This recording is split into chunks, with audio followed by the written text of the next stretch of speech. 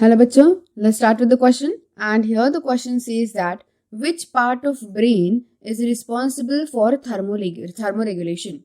तो यहाँ पे क्वेश्चन में पूछा है कि ब्रेन का ऐसा कौन सा पार्ट है जो थर्मोरेगुलेशन के लिए रिस्पॉन्सिबल है. अब थर्मोरेगुलेशन यानी कि क्या होता है, दैट इज कि जो बॉडी का टेम्परेचर है वो सही से मेंटेन करके रखना. ओके, सो हियर थर्मोरेगुलेशन का जो काम होता है, और we can say the centre of thermoregulation is in hypothalamus. कहाँ पे होता है? हाइपोथैलेमस में होता है. हाइपोथैलेमस सेंटर है रेगुलेशन का.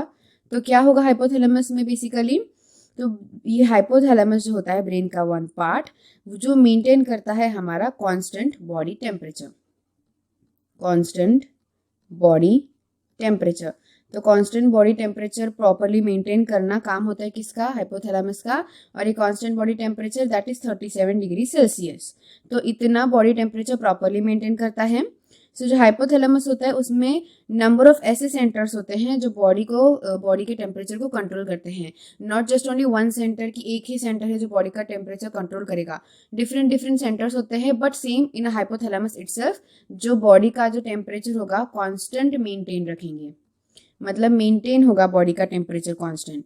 सो दैट्स व्हाई हमारे यहाँ पे आंसर क्या आएगा? ऑब्वियसली ऑप्शन नंबर सी आएगा, हाइपोथैलेमस. बट रिमेनिंग ऑप्शन जो गिवन है वो क्या क्या करते हैं, लेट्स सी. तो बेसिकली यहाँ पे दिया गया फर्दर क्या है, दैट इज मेडुला ऑब्लोंगेटा. अब मेडुला ऑब्लोंगेटा जो होता है उसका फंक्शन क्या होता है? बेसिकली मेडुला ऑब्लोंगेटा हमारा जो भी रेस्पायरेशन होता है, रेस्पायरेटरी रिदम सेंटर कंट्रोल करता है. साथ ही साथ हमारे कार्डियोवास्कुलर एक्टिविटीज को कंट्रोल करने में हेल्प करता है. गैस्ट्रिक रिफ्लेक्स को कंट्रोल करता है. ओके, सो ये सारे फंक्शंस होते हैं मेडुला ऑब्लोंगेटा के जो कि हाइंड ब्रेन में प्रेजेंट है.